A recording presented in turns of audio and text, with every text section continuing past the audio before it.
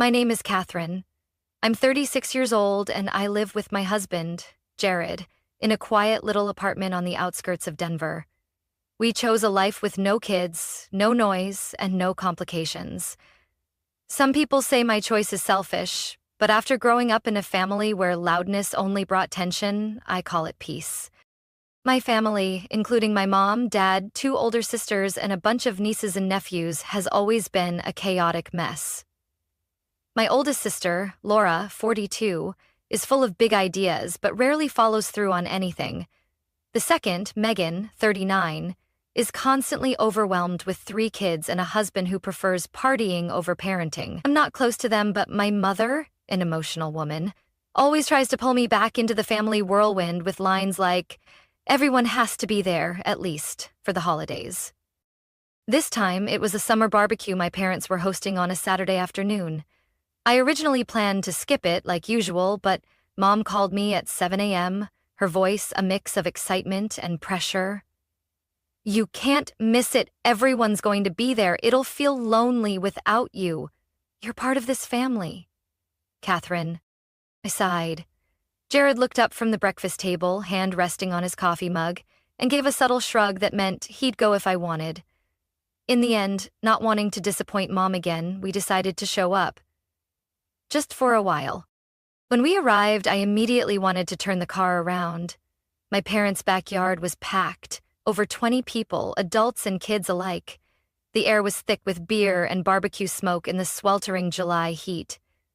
Laura and Megan were already there, each holding a margarita and laughing at something not particularly funny. The kids were screaming, running around the tables and tossing food across the lawn. "Oh, finally!" Laura called out, wobbling over. "Catherine, I thought you were too busy running the world. Got a CEO meeting or something?" She winked meaningfully, and I clenched my fists just to stay calm. I forced a smile and pulled Jared toward my dad, who was sitting quietly in a small hot tub out back, like he was trying to hide from the world. "You made it?" he said simply, handing me a cold bottle of water from the cooler next to him. We tried to be polite, chatting with a few familiar neighbors, but the vibe was anything but pleasant. The fragmented conversations, the glances at my watch, the loaded questions about when are you having kids from extended relatives. It all felt more like a trial than a party. Things started spiraling when the 3 nieces and nephews, 2 boys and a girl around 7 to 10 years old, suddenly charged toward a guest standing near the edge of the pool. Everything slowed down. The oldest shouted, "1, 2, 3! Push!" and they lunged forward. The woman stumbled but managed to grab the railing, only getting half soaked, but the look on her face was far from fine. She dried herself off silently and left, leaving behind an awkward silence. Before I could react, the kids ran at me next, their new target. I caught the movement from the corner of my eye and stepped aside, letting them tumble right into the pool. Jared burst out laughing at their spectacular slip, and a few others chuckled too. Until Laura shrieked, "Catherine! Why didn't you catch them? They could have drowned." I froze. No one thanked me for avoiding a bigger accident. No one asked why the kids were running wild unsupervised. All I got were blame-filled words and teary, tipsy glares, as if I had pushed their children in. And that was just the beginning of the afternoon I wished I'd never shown up for. I drove home gripping the steering wheel so tight my knuckles turned white. Jared sat beside me, silent the whole way. He didn't need to say anything. I knew he was drained too. That family fun my mother always described had never truly existed. It was just a polished shell covering judgment, jealousy, and blame. Ever since I graduated with my MBA and landed a job at a top finance firm in Denver, my life took a different turn. I bought my first apartment at 29. 3 years later, I met Jared, a skilled, steady civil engineer who supported every choice I made. We didn't rush to marry, didn't have kids, and kept our personal plans private from my family. That was the only way to maintain peace. Still, silence didn't stop the prying eyes. Laura and Megan, both full-time moms, didn't like to admit it, but they always gave off a vibe whenever I mentioned work trips abroad, or when Jared and I posted photos from Italy, Iceland, or New Mexico. They'd throw in half-joking comments like, "Must be nice not to worry about diapers," or "Only people without kids get to live like that." I'd smile but never truly laugh. There was bitterness in those words. Like I had something they once dreamed of, but couldn't hold on to. 2 years ago, after a weekend getaway in Breckenridge, I bought a small mountain cabin. Nestled in a pine forest with a snowy view of the Rockies, it became my perfect escape. But I knew if I registered it under my name, the family would flip, especially Laura. So I had my parents hold the title as an early retirement gift. Even though I paid for everything, the purchase, the taxes, the upkeep. At first, the plan worked fine. My parents were discreet and only visited occasionally. But then one day, I came across a stranger's social media post. A photo of my cabin with the hashtag Airbnb retreat, and the caption, "Hidden Gem in Breckenridge, hosted by Laura, highly recommend." I had to read it 3 times. Not only were they using the cabin I funded, but they were renting it out for profit. I didn't react right away. I needed to be sure. Over the next few weeks, I monitored posts, Airbnb reviews, and even had a friend book a weekend stay. Sure enough, it was listed under Laura's name, with over 20 reviews and rates from $350, 0 cents, to $500, 0 cents, a night depending on the season. I was stunned. At just 2 weekends a month, Laura could be pocketing at least $3,000, 0 cents, from a place she didn't pay a dime for. Megan wasn't innocent either. Another time, Jared and I dropped by unannounced to check the heating system before winter, and found a strange family grilling on the porch. One man casually said, "Oh, Megan told us to come today. Her family's joining us later." I didn't say anything, just politely left a message with Mom, but I understood then. They thought that because it was under my parents' names, they could treat the house like their own. Worse, they'd secretly turned it into a moneymaker. I used to think staying quiet would keep the peace, but when silence becomes a shield for greed and disrespect, patience stops being kindness. It becomes a trap. For me. So I started planning. No more letting others decide for me. No more mistaking my silence for consent. Just 3 days after the barbecue, my phone blew up with sarcastic texts, criticism, and downright ridiculous anger. First from Laura. "You're so selfish. Not wanting kids is your choice, but that doesn't mean you get to stand apart from the family." Then from Megan. "We're working so hard raising our kids while you just enjoy life. That cabin should have been a family place, not your private asset." Before I could even reply, both brothers-in-law chimed in. One, Daniel, Laura's husband, even sent a half-joking, half-threatening text. "If I'd known you'd pull this stunt, I wouldn't have left that gate unlocked." I wasn't sure if it was a threat or a slip, but it was enough. I blocked them all. Jared didn't say much, just squeezed my shoulder and turned on Do Not Disturb on my phone with his own hand. I thought that would be the end of it. But Thursday afternoon, Mom called, her voice unusually tense. "Catherine, we want to have a family meeting. No kids. Tomorrow, 6 p.m. Please, don't say no." I wanted to refuse, but I said yes, for Mom and for myself. I needed to face this, one last time. The meeting was in my parents' living room, once filled with cheerful family photos, now the backdrop for a confrontation we all knew was coming. Laura and Megan sat on one side, their faces cold. Daniel and Brad, Megan's husband, sat with arms crossed, not even saying hello when Jared and I walked in. Mom spoke first, trying to keep her voice calm. "There've been some things lately that cause tension. We need to talk it out. No yelling, no blaming, just the truth." I nodded, then said it straight, no sugarcoating. "I know both of you have been renting out the Breckenridge house for profit. I have solid proof. And from today on, no one is allowed to use it without my permission." Megan shot up from her seat. "I didn't make any money off of it. I just let a few friends borrow it. How dare you?" "Enough," Laura cut her off, but she didn't look at me. She turned to my mom instead.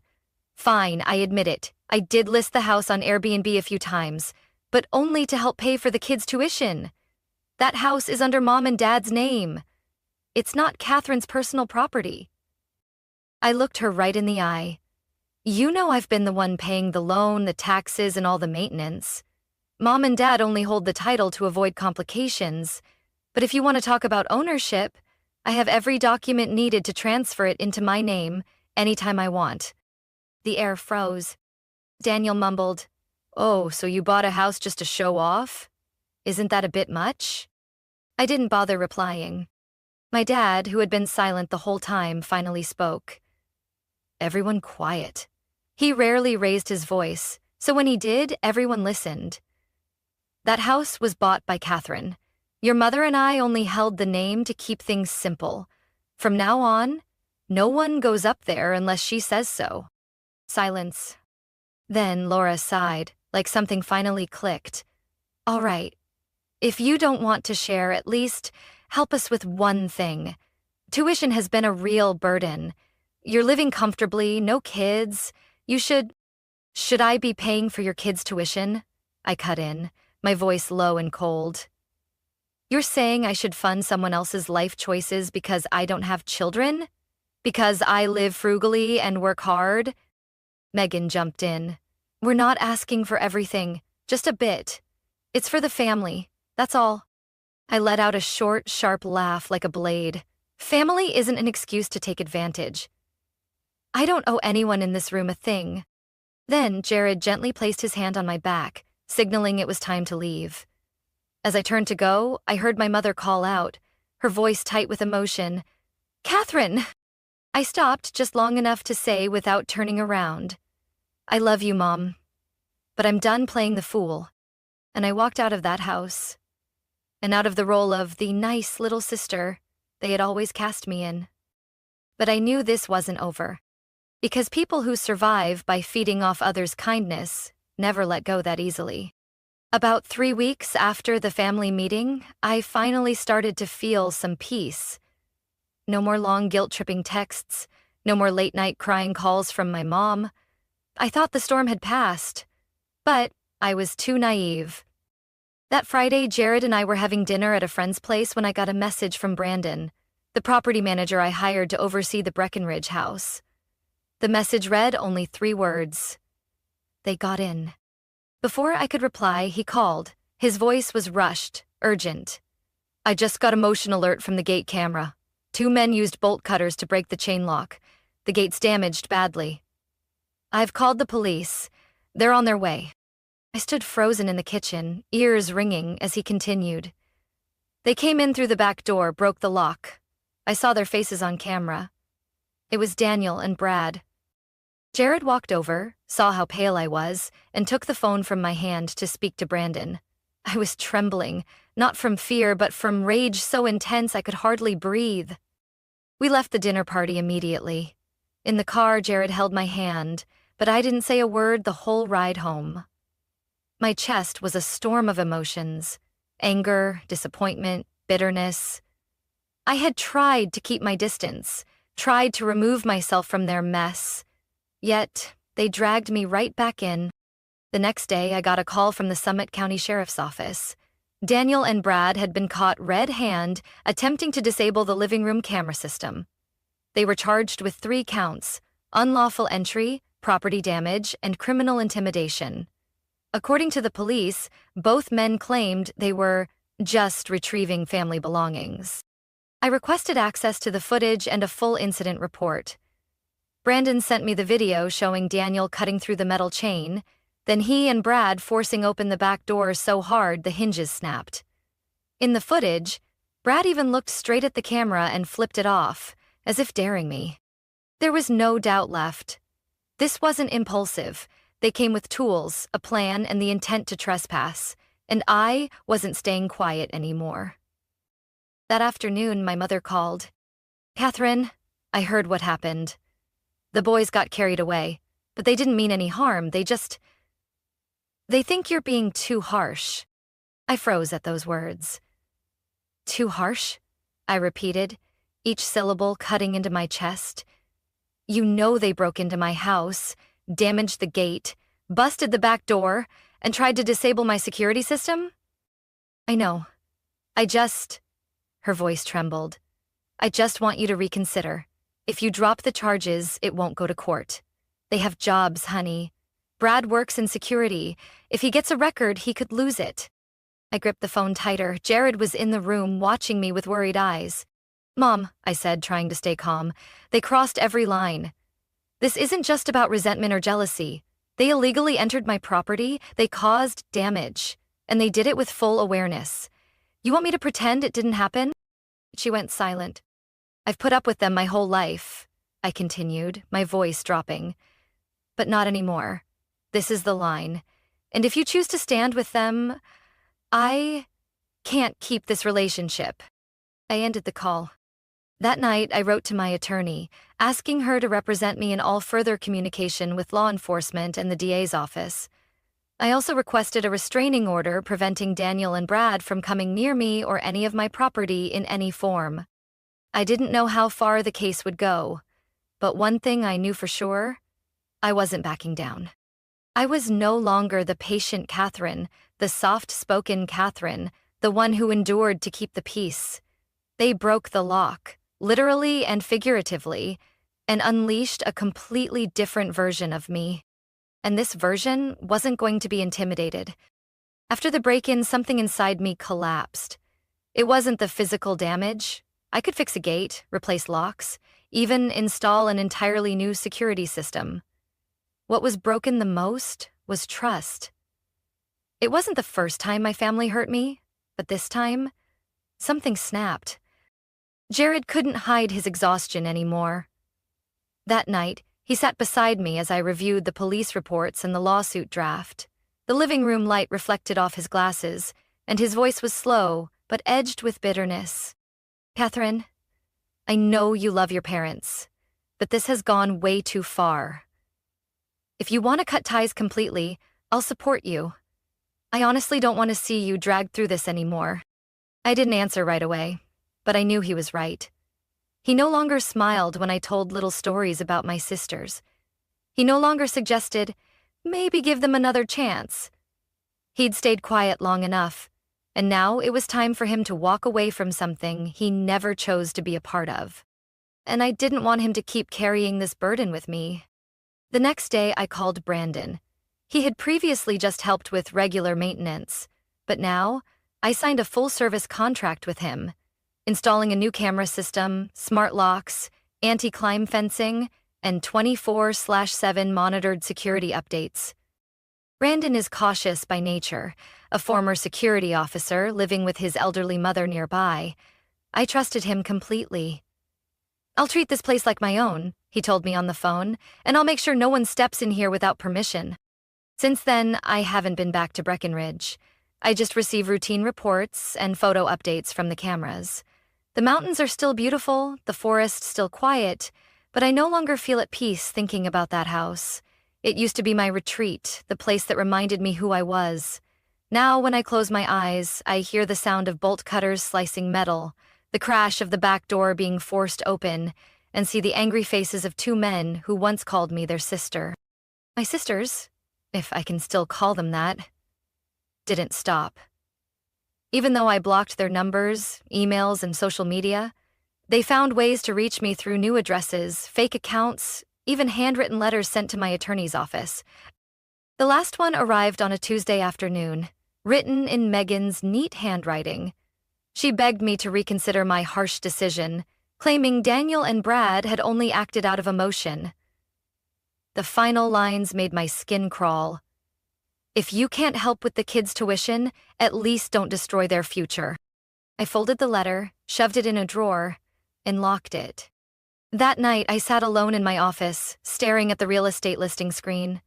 I typed, Mountain Retreat for sale in Breckenridge, 3 bedrooms, mountain view, price negotiable. My fingers paused at the last word. Jared stood behind me, gently placing his hand on my shoulder. Are you sure?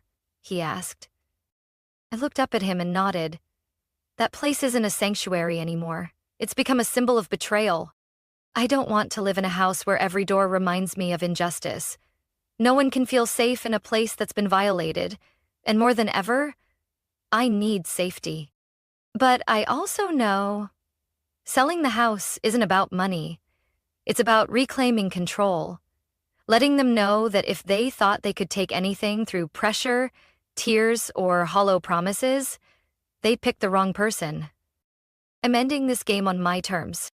And once I've cleared every trace of the past from that house, there'll be nothing left tying me down. Blood, family, none of that gives anyone the right to destroy someone else's life. I'm learning to clean house, not just the property, but all the toxic ties that should have been cut long ago. One Monday morning, while I was in a legal meeting at the office, the receptionist informed me that a courier envelope had arrived with my name on it.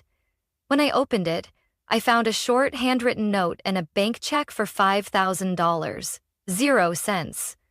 At the bottom were 2 signatures, Daniel and Brad. The letter was brief. They admitted to the trespassing, apologized for their impulsive actions, and asked me to drop the charges so their jobs and family lives wouldn't be impacted. They promised never to return to the cabin and said they were willing to sign any agreement if I would consider ending the case. I sat still at my desk, holding the check for a long moment. $5,000. 0 cents wouldn't undo what they did, but it seemed like the first time they were taking some accountability. At least on paper. That evening, I brought the letter to my attorney, Charlotte Green, a sharp and practical woman. After reading it, she sat quietly for a moment, then looked at me over her thin-rimmed glasses. "Catherine, if you want to pursue this in court, I'll support you. But consider this. Litigation will take a year, drain your energy and finances, and you might walk away with nothing more than exhaustion." I said nothing, then nodded slightly. I was tired. Tired of the drama and the endless intrusion. I needed closure, but in a way that made it clear this was their final chance. 3 days later, Charlotte drafted a civil settlement agreement. The terms were clear. Daniel and Brad would pay for all repair costs, add $2,500, 0 cents for emotional distress and wasted time, cover my full legal fees, and sign a binding agreement prohibiting any direct or indirect contact with me or Jared. If they violated it, the agreement would be void and I could reopen the criminal case. "We don't need heartfelt apologies," Charlotte said bluntly. "We need them to fear legal consequences." That weekend, the 2 brothers-in-law came to Charlotte's office with their own attorney. I wasn't there, but Charlotte later told me the atmosphere was tense. Brad remained silent the entire time, simply signing without a word. Daniel initially tried to negotiate the $2,500, 0 cents down, but Charlotte cut him off. "You're free to choose another route. Go to court. Let us present every piece of evidence." Unauthorized rentals, threatening texts, and that lovely clip of you flipping off the security camera. Daniel fell silent. In the end, they signed. A copy of the agreement was sent to me, along with 2 additional checks. One for $2,500, 0 cents, as agreed, and another for $3.20 to cover attorney and legal fees. I didn't feel happy or relieved, but I felt something else. Clearer, firmer. I had taken back control. Not through yelling, not through conflict. Through the law. That evening, Jared opened a bottle of wine we'd been saving. "We're done," he said, raising his glass to mine. I looked at him and smiled. For the first time in weeks, without the weight of anger or regret in my chest. "Not quite," I replied slowly. "But this ends one chapter. And it's the first page of a life without them in it." I knew I'd never be close to my sisters again. And that wasn't a tragedy. It was freedom. A month after the settlement was finalized, I received a small package at my doorstep. No return address, just familiar handwriting. "Catherine, read if you want to." I knew it was from Megan. I brought it inside, placed it on the table, and left it untouched for 3 days. Part of me wanted to believe they'd finally understood, that everything I'd done wasn't to punish but to protect myself. But another part, the more guarded and hardened part, stopped me from opening it. Eventually, on a quiet Sunday evening, I made myself a cup of tea and opened the envelope. Inside was a long letter, no excuses, no blame, just acknowledgement, that they'd always seen me as different, as not quite family because I chose a different path. Megan wrote about pressure, expectations, and how she let envy override her sense of dignity. You've always reminded me of what I never had the courage to choose. A life I made for myself. I read it all, gently folded it, and placed it in the nightstand drawer. I didn't tear it up. But I didn't respond either.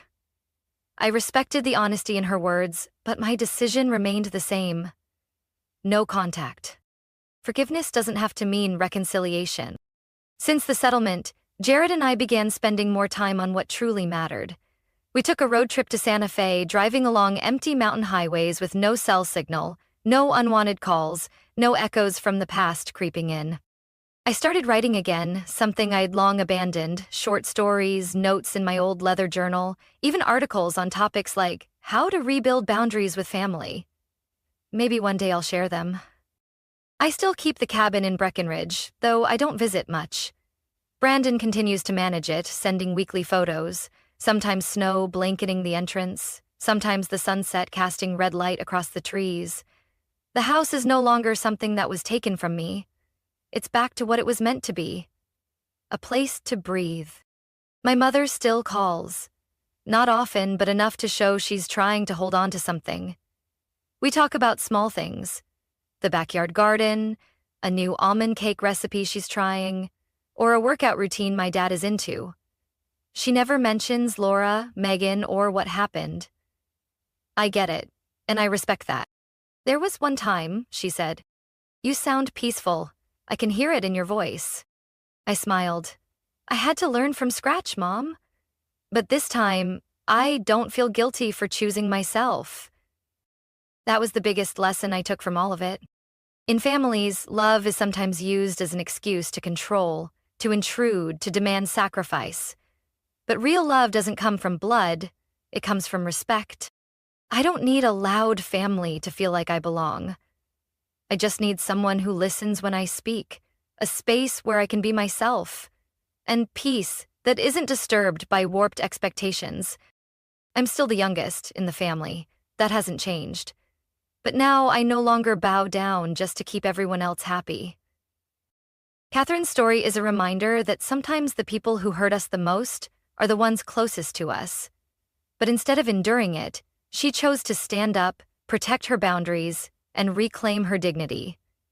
In a world where kindness is often exploited, saying no isn't selfish, it's strength.